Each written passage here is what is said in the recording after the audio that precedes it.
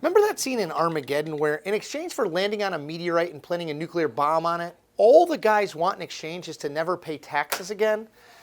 God, that was a good script. The fight over Donald Trump's tax returns is a battle between an unstoppable force, like a meteorite, and an immovable object. The unstoppable force in this case is the House Democratic majority, which, since they came into power in the 2018 midterm elections, have made getting a look at Trump's past tax returns a major priority. The immovable object is Trump himself. Ever since he became a candidate for president way back in the summer of 2015, he has refused to release even a single year of tax returns. I'm releasing when we're finished with the audit. Hopefully it's going to be before the election. He's got a 12,000-page tax return that's under audit. There's nothing there. You know, the only one that cares about my tax returns are the reporters. Okay? You don't think the American public is concerned about No, I don't think so. I won. For the first 2 years of Trump's presidency, nothing really moved on the tax returns front. Sure, every April 15th, Democrats made a big stink about the fact that Trump is the first president in the modern era, since Richard Nixon effectively, not to release any tax returns. But there was no way they could attempt to force Trump's hand, since Republicans controlled the House and the Senate and had a total of zero interest in spending time on getting a look at President Trump's taxes. That all changed in a big way on November 6, 2018, when Democrats picked up 40 Republican-held House seats and in so doing retook the majority they had lost 8 years prior. Now, why did it change? Well, because of a provision of tax law from way back in 1924. I'm sure you know about this, but known as Code 6103, the little-known piece of the law allows the chairman of the House Ways and Means Committee to request any individual's tax return.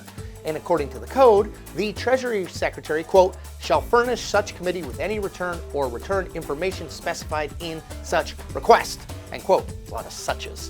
Which is exactly what Ways and Means Committee Chairman Richard Neal of Massachusetts is in the process right now of doing. Quote, I think the president has an opportunity here to diffuse this and just release the forums as every other candidate for president has done, Neal said shortly after the 2018 election. Even if the request is made, I don't expect that afternoon we're going to see those tax forms. So I think we'll do what we have to do and then see where the road takes us and the path that we travel. It's deep. It's pretty clear that Trump isn't going to just, turn over his tax returns. He spent 3 years making a variety of excuses for why he can't, ranging from that he is under audit to that his taxes are just too complex for the average person to understand, to the idea that regular people, they just don't care. Why has Trump fought so hard against what had become standard disclosure practice for presidential candidates and presidents in the past? I don't know. But here's what I do know. Early on in his campaign, Trump decided that whatever was in his returns was way worse than the negative press he might endure for not releasing his returns. This is a hill Trump seems willing to die on. Now, it's no surprise, given all that water under the bridge, that the Trump White House doesn't exactly see the things the way Neal and House Democrats do when it comes to Trump's returns.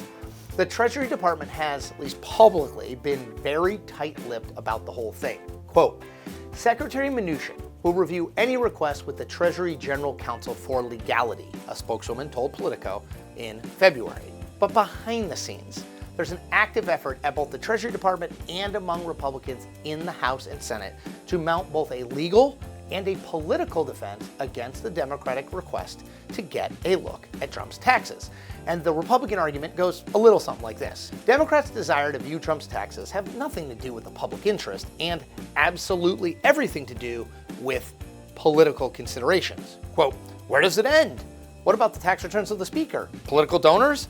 There is no end in sight. That's Republican Pennsylvania Congressman Mike Kelly, who's a member of the Ways and Means Committee. He added this, quote, every single American has the right to privacy.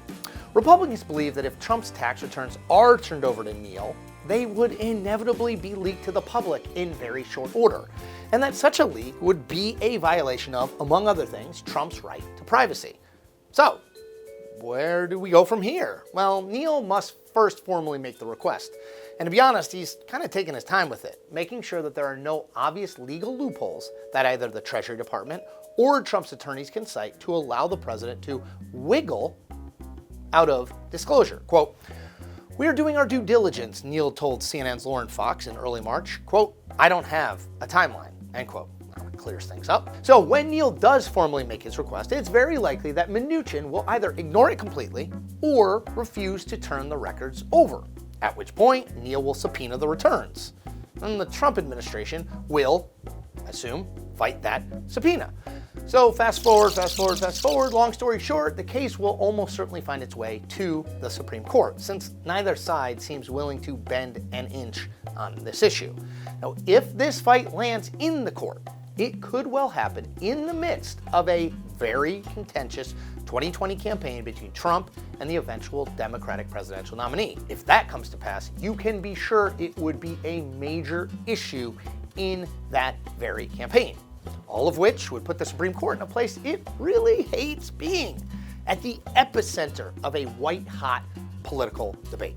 And that is the point. We make new Point episodes every Tuesday and Thursday. Make sure to check them all out.